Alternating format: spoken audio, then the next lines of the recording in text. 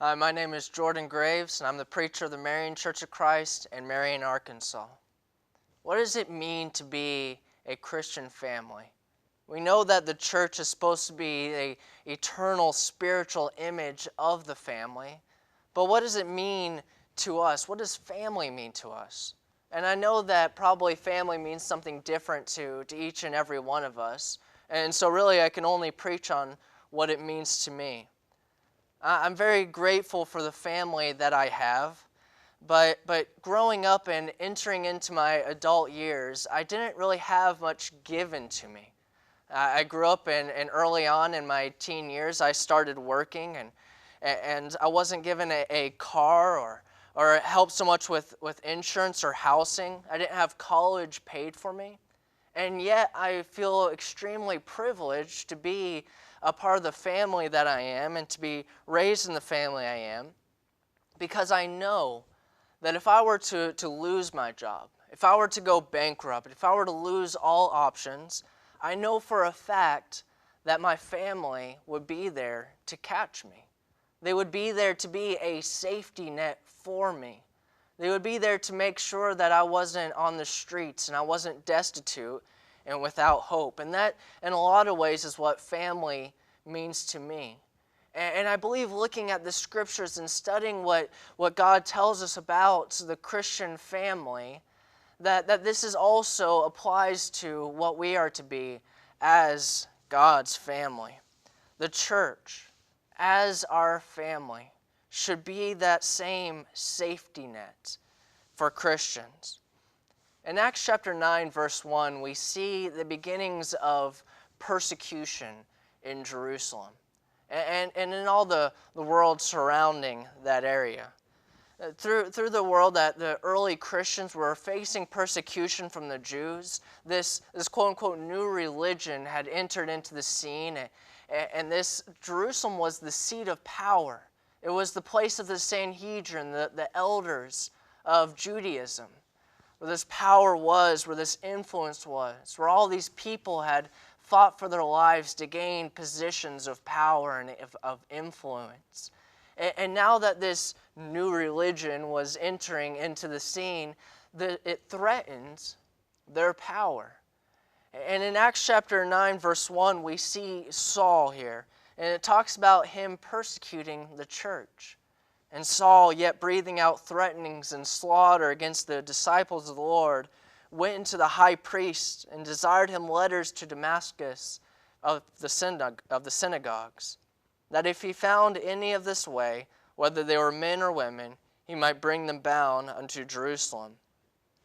Saul was certainly not the only one going around persecuting Christians, and after he was converted to Christ, there were others that came after him that persecuted and hurt the church, and these we know were Judaizers. In 1 Corinthians chapter 16, verse 1, we see Paul on the other side of this issue, and he tells us what the church needed to do about those in Jerusalem who were suffering persecution. He said, "Now concerning the collection for the saints, as I have given order of the churches of Galatia, even so do ye. Upon the first day of the week, let every one of you lay by him in store, as God hath prospered him, that there be no gatherings when I come. And when I come, whomsoever you shall approve by your letter, them will I bring or send to bring your liberality unto Jerusalem." They were commanded to give and to have a collection for the sole purpose of giving to those in Jerusalem who were suffering under great persecution. This money was to help them with their struggles, but it was also a way to bring about fellowship, to bring about communication, to bring about a family relationship and kinship, even to those Christians who lived miles and miles away. The Gentile and Jewish relationship in the beginning of the church was not good. With the rise of Judaizers in the church, those Jewish Christians who started to believe that the Gentile Christians had to go through with the same Jewish tenets and practices as they did, they also started to be persecutors in the church. And so this money would help them to understand the relationship and the responsibility that they were to have one for another, to love and support one another. Today, we have many who are sick. We have many who are dying.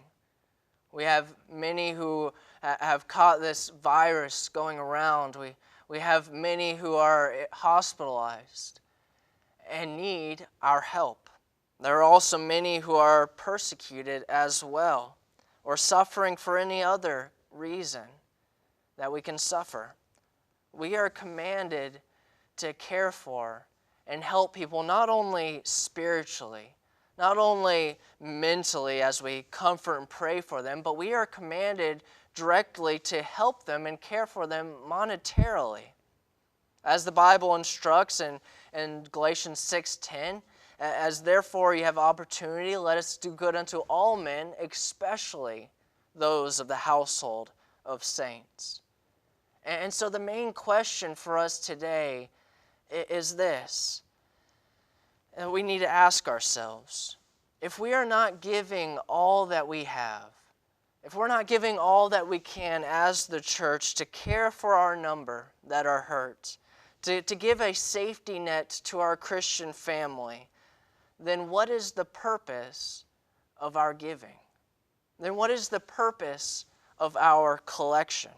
Every commandment that we have, an example that we have in the Bible of the New Testament church coming together and collecting money and giving money, is an example of that money being used to help those who are being persecuted. That is the purpose of giving. That is the purpose of collecting. That is the purpose of money, this tool that God has given us to use. And it is good and righteous to use our money for evangelistic efforts. That's a good thing. And it is good and righteous to give to those monetarily who have given to us spiritually. But if we look at the only purpose here that God gives an example of in the Bible for collection, then it is to help those who are in need. So what is our mindset with money? In Luke chapter 12, verse 33, it says, "Sell that you have and give alms," which is in process of giving to the needy. "Provide yourselves bags which wax not old," meaning don't hoard away treasure. "A treasure in heaven that faileth not, where no thief approacheth, neither moth corrupteth. For where your treasure is, there your heart will be also." In Matthew 5:42, it says, "Give to him that asketh thee, and from him that would borrow of thee, turn not away." In 1 Timothy 5:8, it says, "But if any provide not for his own, especially those of his own house, he hath denied the faith, and is worse than an infidel." In Matthew 25:44 and 45 says, "Then shall they also answer him, saying, Lord, when saw we hungered and athirst, or a stranger, or naked, or sick, or in prison, and did not minister unto thee? Then shall he answer them, saying, Verily I say unto you, insomuch as ye did not to one of the least of these, ye did it not to me." How can we as God's people, as God's children, read these verses and not fully grasp and understand the responsibility that not only the individual Christian has, but the church as a whole? The responsibility that we have one to another to care for one another and help one another. Many Christians, many people complain about the systems we have in our government and in our nation, social security systems and welfare systems, how these systems can be misused and abused, and they certainly can be abused. And yet we complain about these systems and we don't realize that we are the ones who are responsible for that. When there are those who are hurting, when there are those who are impoverished, when there are those who are downtrodden and are hurt, it is our responsibility. That's our obligation as the church to help them, to care for them, to be there for them. We are the ones who are responsible for the poor and the persecuted. And it is a job of the church to help those who are in need. What results from this kind of mindset?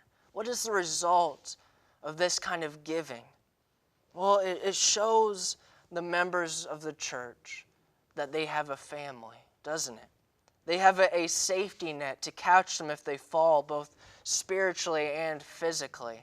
It shows them that they have a family who's there for them, especially if they had to reject or deny mother and father and brother and sister in order to follow Christ, that they still have a family there for them. It shows the world that we are the light of Christ unto the world. That we're not just readers of the law as the scribes and Pharisees were, but we are the images of the love and benevolence of Christ. It shows the world that we care for our own and that we care for those that are of the world. It shows everyone that we don't just care for money because of personal gain or having beautiful buildings or having all the amenities. We care about it because it is a tool given to us by God to help those in need. We must have the mindset of Christ when it comes to money, that it is more blessed to give than to receive in Acts 20:35. And these passages are not just for individual members of the church. Certainly they do apply. But these passages are for the church as a whole, for the leadership of the church, for those who are in charge of those financial decisions for the Lord's church. That if when we read these passages, we are not challenged to look deeper into what God has blessed us with, to look deeper into what God has given to us and how we can give back to others, then our hearts are not right with God. We have to look at all that God has given to us, because it is the only reason that God has blessed us with money, the only reason that God has given us this tool. And what is our mindset on this tool? Do we love it? Do we constantly seek after it?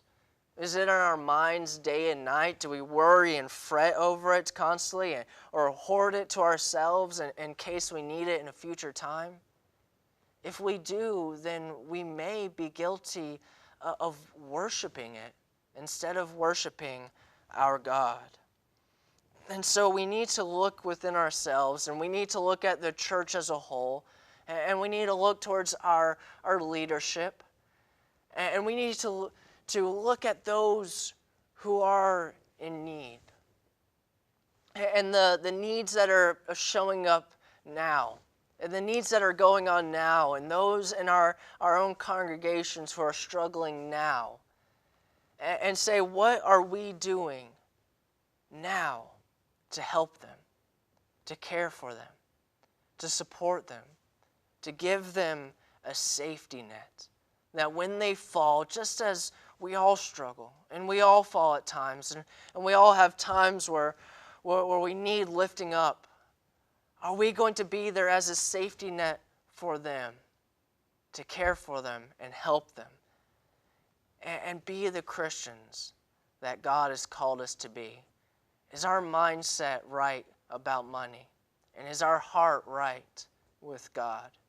Thank you.